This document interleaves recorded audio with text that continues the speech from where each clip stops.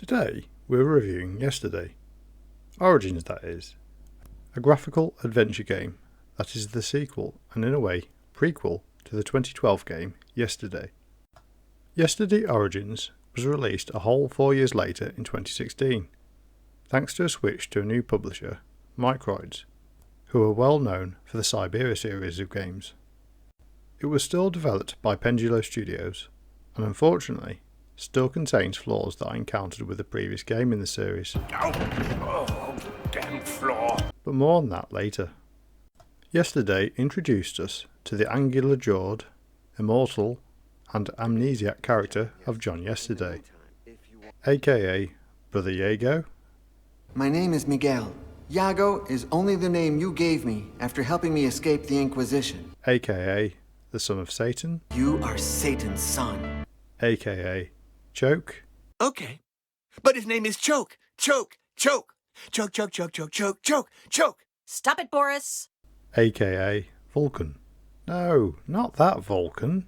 I'm sorry, my good Vulcan. I'm so sorry. In this game, he continues his quest to find out about his past, and is joined by returning characters from the first game, Pauline, John's newly immortalised partner, and Boris, his crazy but faithful friend. Happy birthday. Do you think he's losing his mind? Not yet. Oh, and the evil Hines is back too, although time's been rather less kind to him. You will also encounter a number of new characters at various stages of the game that... Wait, is that John Boy from the Waltons? Oh no! My God, what's happening to me? Why? The game involves a lot of scenes from John's past, with most of these being interactive flashback memories that John gets when he touches or sees a certain object in the present day. Through these, we gain a more in-depth tale about John's previous lives, and we learn that there's more to the story of how he gained his immortality. While Pendulo games are known for their crazy moments, and their attempts at humour, Which joke do you mean? this game tries to stay serious for the most part. I mean, just look at how miserable John looks all the time. Well. Why the long face? Whilst the first game concentrated more on the horror aspect, with a murder mystery plot, this game centres more on investigating John's past. Although various horror elements are still present, along with themes of a very adult nature, such as the abundance of swearing and the occasional sexual references. The story initially seemed slow to get going, despite the fact I already knew the events of the previous game, and it wasn't until halfway through the game that I finally thought to myself, hey, I'm actually enjoying this. What's happening? I can't stop reading. It wasn't helped by using the same poor gameplay mechanics of the first game, with the hotspot highlighter doing a merry dance of flickering lights that often required extra clicks just to spot everything, and the necessity of using the usual let's try and combine everything together until something happens tactic. That, in particular, wasn't helped by Pendulo deciding to stop using the hint system that they had introduced into their more recent games. Do you have Diablo? There are some things that make sense when working out what clue or object works together, but then you get other tasks where you're left guessing, such as this cryptex puzzle.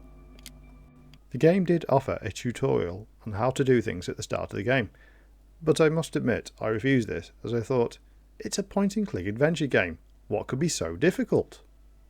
But unfortunately, doing even the basics wasn't completely intuitive at first, and I had to check a guide.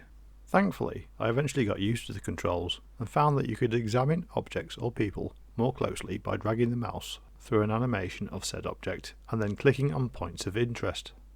Some of these could then be referred to when you speak to other characters. There are 6 chapters in total, as is usual for Pendulo, and these have areas that are mostly linear in nature, with only minor movement between them. But you get to control both John and Pauline at various points in the game, often completing tasks or fetching objects so that the other can continue. Since the game's story is centred on John, most character development is focused on him, but we do get snippets of information about Pauline's past too, mainly through the introduction of friends she made earlier in her life.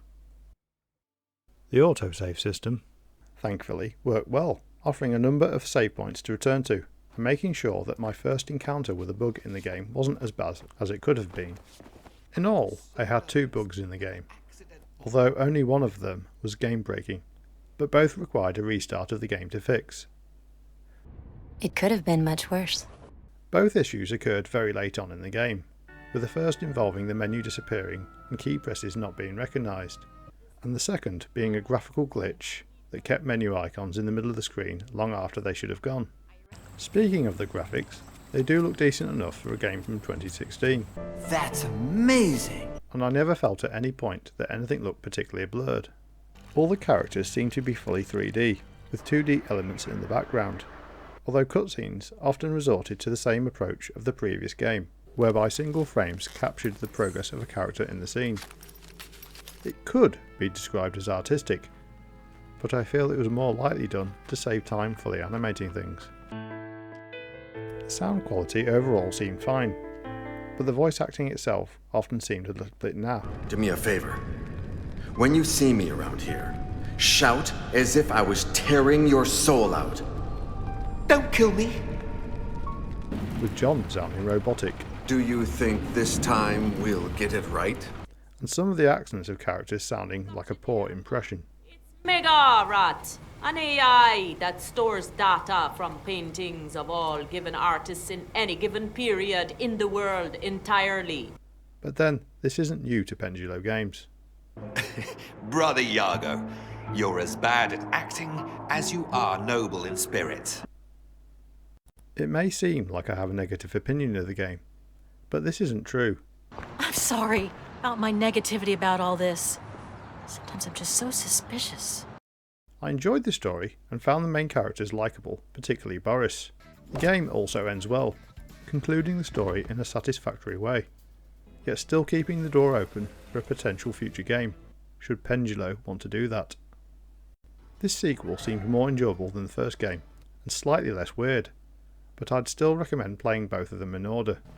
At around 13 hours for me to complete, the game wasn't super long, and others may finish it quicker, but apart from slightly dull early parts of the game, it's not got any filler.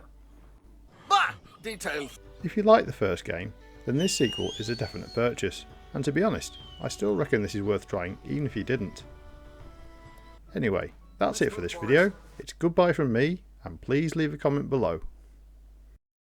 If he carries on like this, I don't know what I'm capable of.